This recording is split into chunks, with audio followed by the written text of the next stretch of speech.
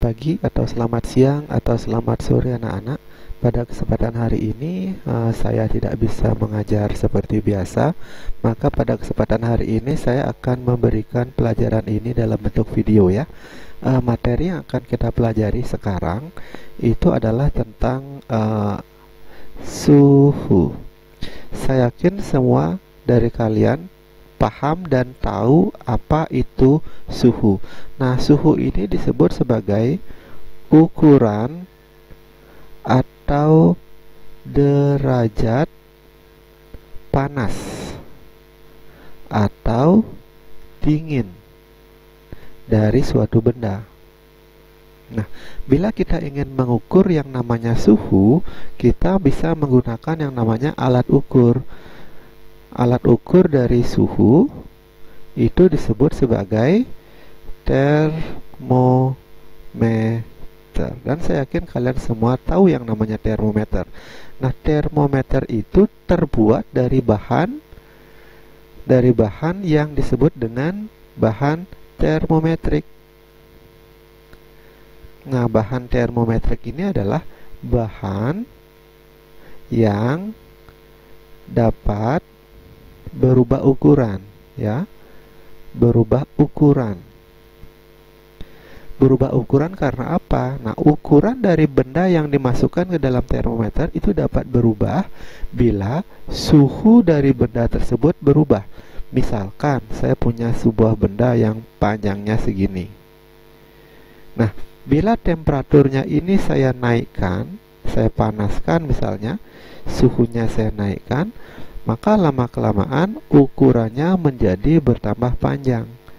Nah, bahan-bahan yang peka terhadap panas, sehingga ukurannya menjadi bertambah. Nah, bahan-bahan itulah disebut sebagai bahan termometrik. Sampai di situ saya kira paham ya. Nah, bahan-bahan termometrik itu sebenarnya macamnya ada banyak. Misalnya yang pertama bisa berbentuk yang namanya zat raksa atau disebut sebagai Hg. Nah, raksa kalau dimasukkan ke dalam termometer maka disebut sebagai termometer raksa. Selain zat raksa atau merkuri ya, ada juga zat lain yang berbentuk misalnya bisa menggunakan alkohol. Nah, alkohol ini kalau sebagai bahan dasar untuk membuat termometer disebut sebagai termometer alkohol. Nah, selain alkohol juga ada yang menggunakan logam. Ya.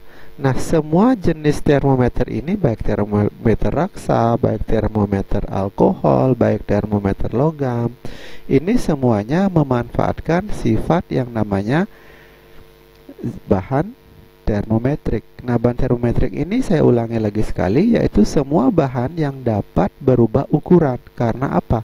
Karena panas. Jadi makin panas kita berikan atau suhunya kita naikkan, maka volume atau ukuran dari baik itu raksa, baik itu alkohol, baik itu logam pasti akan bertambah. Nah, bertambahnya ukuran bahan-bahan termometrik itu disebut bisa disebut dengan pemuaian ya. Sampai di situ kira-kira paham.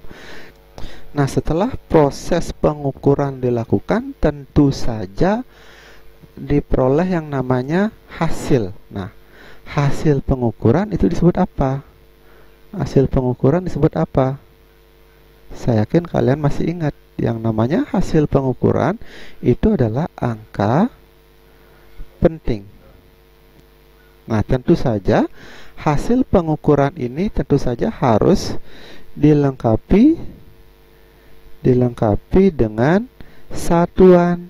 Nah, di sini satuan-satuan dari termometer yang saya akan bahas itu ada 4 ya. Jadi satuan-satuan pada termometer ini ada 4. Nah, sekarang kita akan membahas tentang satuan termometer ya. Satuan termometer. Nah, satuan termometer ini ada 4 macam. Yang pertama ada yang namanya Celsius, kemudian ada yang namanya Reaumur, kemudian ada yang namanya Fahrenheit, kemudian ada yang namanya Kelvin. Nah, pada yang namanya tiap satuan ini ada yang disebut dengan titik tetap atas, ada yang namanya titik tetap bawah. Kalau titik tetap atas ini apa? Ini adalah pada saat air mendidih, sementara pada titik tetap bawah itu adalah pada saat air membeku. Nah, kalau pada Celsius itu titik tetap atasnya itu adalah 100 derajat Celsius. Kalau pada Reaumur itu adalah 80 derajat Celsius. Kalau pada Fahrenheit itu adalah 212 derajat Fahrenheit. Kalau pada Kelvin itu adalah 373 Kelvin tanpa derajat ya.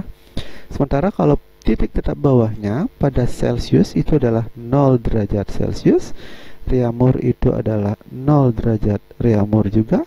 Kalau pada Fahrenheit itu adalah 32 derajat Fahrenheit. Kalau pada Kelvin itu adalah 273 Kelvin ya. Nah, masing-masing satuan ini sebenarnya kita bisa konversi dari satuan, misalnya dari Celsius ke Reaumur, atau dari Reaumur ke Fahrenheit, dan dari yang manapun kita bisa yang namanya konversi. Nah, proses konversi ini bisa kita lakukan dengan mencari perbandingan. Perbandingannya gimana? Nah, misalnya Celsius ini selisihnya bisa kita hitung, selisihnya di sini adalah 100, ini selisihnya adalah 80, ini selisihnya adalah 180, ini selisihnya adalah 100. Nah, jadi kita lihat perbandingannya. Di sini kita dapatkan Celsius itu 100, Reaumur itu 80, Fahrenheit itu 180, Kelvin itu adalah 100. Jadi dapat dikatakan bahwa perbandingan Celsius, Reaumur, Fahrenheit, dan Kelvin itu adalah 100 banding 80 banding 180 berbanding dengan 100. Kita bisa cari perbandingan yang paling sederhana dengan cara masing-masing ini dibagi dengan 20. Kita bagi 20 ini. Semuanya kita bagi dengan 20 supaya menjadi perbandingan yang paling sederhana. Kita bagi 20, ini hasilnya adalah 5, ini hasilnya adalah 4, ini hasilnya adalah 9, ini hasilnya adalah 5. Jadi perbandingannya begini. Kita cari perbandingannya ya. Ya. Celsius berbanding dengan Reaumur berbanding dengan Fahrenheit. Nah, tapi ingat Fahrenheitnya isi min 32. Kemudian berbanding dengan Kelvin itu ada min 273 ya. Nah, kenapa isi ada di sini min 32? Di sini ada minus 273 ya. Karena apa? Karena titik tetap bawahnya ini adalah 32 dan ini adalah 273. Jadi kita sesuaikan. Nah, perbandingannya berapa? Di sini 5 banding 4 banding 9 banding 5. Nah, sekarang perbandingan ini yang amat penting sekarang. Jadi saya geser dulu ke atas. Perbandingan ini akan kita gunakan untuk melakukan yang namanya konversi. Misalnya, kita ingin konversi dari Celsius ke Reaumur. Misalnya 20 derajat Celsius ini berapa derajat Reaumur? Caranya adalah kita gunakan perbandingannya.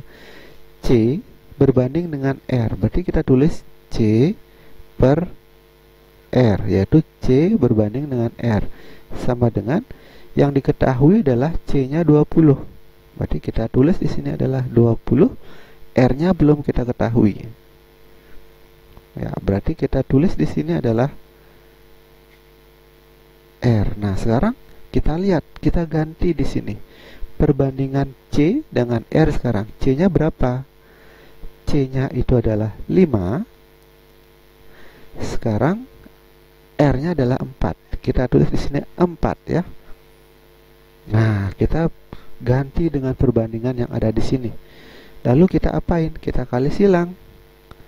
5 dikali dengan R, berarti 5 dikali dengan R. Maaf.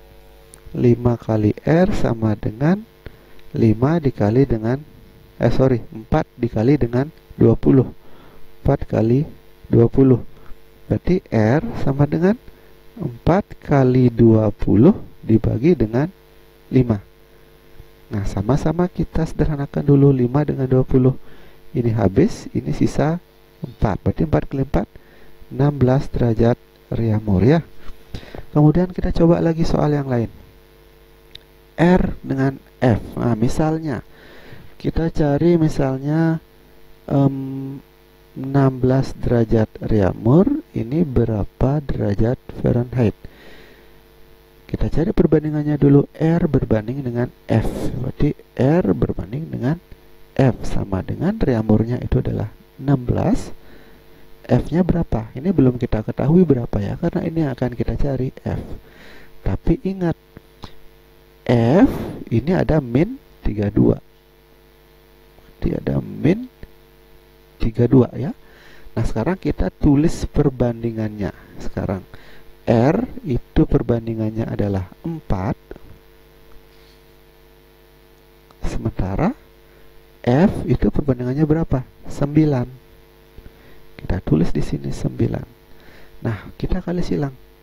9 dikali dengan 16, 4 dikali dengan ini. Ya, saya kasih kurung.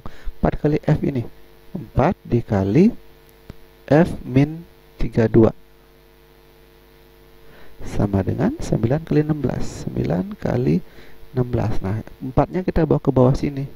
F min 32 sama dengan 9 kali 16 dibagi dengan 4. Ini 3 ini ya. Kita sederhanakan. 4 dengan 16. Ini sisanya adalah 4. Berarti F min 32 sama dengan 9 kali 4 itu berapa? 36. Berarti F sama dengan 36 tambah 32. Berapa? 68 derajat Fahrenheit ya. Nah, agar video ini tidak terlalu panjang, kalian tonton. Jadi ini akan saya berikan tugas buat kalian semua. Sekarang tugasnya adalah konversikan R menjadi C ya. Yang pertama soalnya adalah 20 derajat Reaumur ini berapa derajat Celcius. Terus yang kedua, ini yang pertama ya, R ke C. Sekarang yang kedua itu adalah dari Fahrenheit menuju Celsius. Nah, bagaimana soalnya? F-nya saya pakai itu adalah 50 derajat Fahrenheit berapa derajat Celsius. Itu yang kedua. Terus yang ketiga itu adalah dari C menjadi K. Nah, di sini contohnya soalnya adalah 27 derajat Celcius itu berapa Kelvin. Nah, nanti kalau ada pertanyaan silakan bisa langsung kontak di WA saya. Dan ini nanti tugasnya kalian kumpulkan hari ini sebagai nilai kehadiran. Nah, tugas ini saya terima nanti dalam bentuk foto ya. Nanti silakan kamu kirim ke link. Linknya mana? Nah, nanti linknya akan saya share ke teman atau ketua kelasmu. Jadi deadline tugas ini adalah nanti malam jam 10 malam ya. Jam 10 malam deadline-nya. Jadi ini kamu kerjakan hari ini. Kamu ngumpul tugas, berarti itu adalah nilai kehadiran buat kamu. Ya. Terima kasih atas perhatiannya. Jadi video ini saya akhiri ya. Terima kasih.